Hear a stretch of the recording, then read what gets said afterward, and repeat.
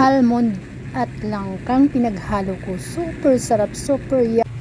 Hello guys, good afternoon, good morning, and good evening, and the whole.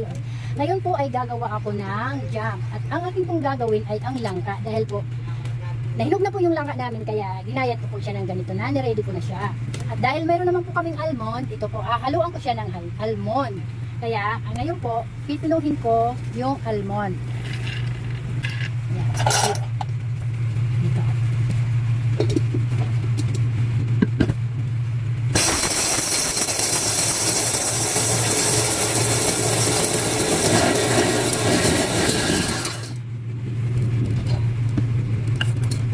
Ayan, madali lang po. Yan, habang ginigiling ko po yung almond, ini-imagine ko na po kung gaano kasarap yung lulutuin kong jam. Kasi very fresh po yung langka, bagong tas, at talagang hinog na hinog siya sa puno, at talagang nag-juicy na po siya.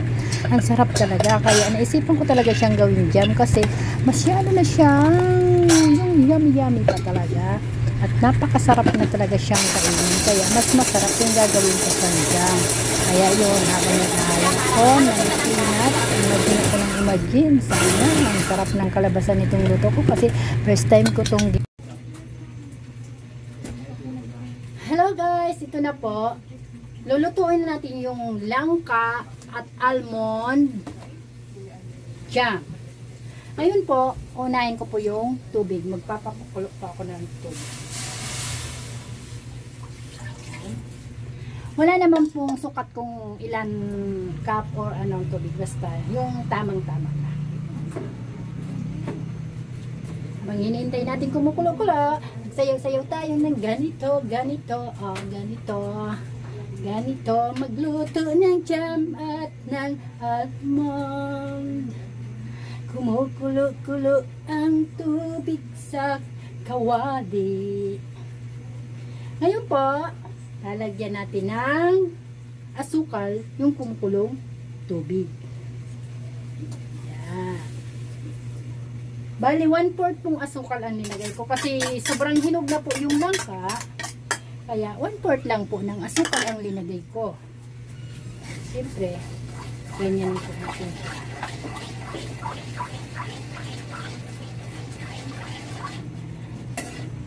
Yan, ang galing ko po magluto, di ba? Pasensya na po kasi sa kusina namin. At yung kusina namin, bagong-bago. Bagong tagpit. Habang kumukulo-kulo po yung tubig na may asukal, lagay na po natin itong langka. Wow! Yan. Na po yung langka.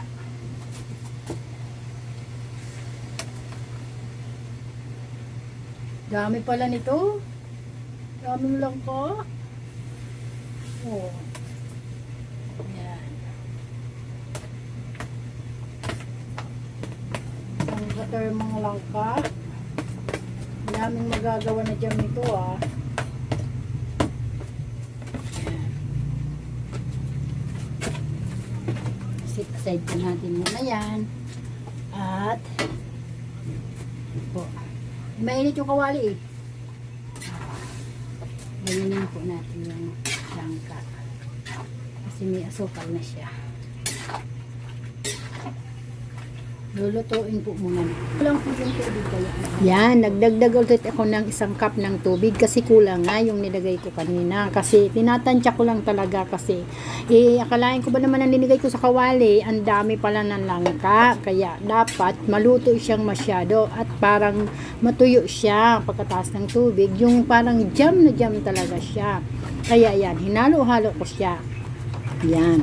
Naghahanap ako ng takip, hindi ko makita. Saan ba kaya yung takip? Saan ba tayo na nakalagay yung takip dito? Diyos ko, yan, kailangan ng takpan. Asan ba takip? Asan ka? Ayan, nakuha ko din yung takip, yan.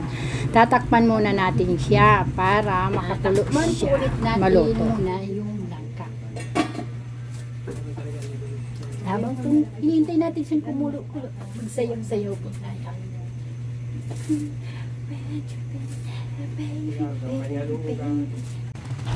Yan, ang sarap niya ng tikman at amoy na yung langka sa labas ng bahay namin.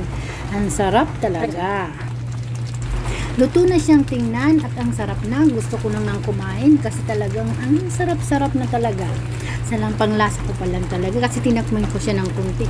Yummy na talaga ako. Ang sarap talaga. Ayan guys. Luto na yung langka almond jam ko. Sarap po. Amoy pa lang. Sarap na sarap ka na. Pero tingnan nyo, tulo ng pawis ko guys. Kasi ang init, ang daming niluto ko kasi. Kaya ayan oh, pinagpawisan ako sa kakahalok ng jam. Oh, yan. At ito na nga, nangangamoy na siya. Amoy langka na talaga. Abangan nyo yung mga gagawin ko pa. Hello guys, luto na po. Ayan, lalagay na natin siya dito sa... Finally, asin tapos na talaga. Ang sarap-sarap na mga ginawa. Yummy jam pa talaga na langka at almond na pinaghalo ko. At katamtaman lang ang tamis. Sarap talaga. Tinikman na nila at linagay nila sa tinapay. Ang sarap daw. Yan, kasi buong langka yan na ginawa ko kasi kaya madami. Yan, pinaghalo-halo ko na. Pwedeng ibinta, pwede din hindi. Pero tamang-tama na ito sa amin. Thank you guys. Thank you so much for watching. Baboom.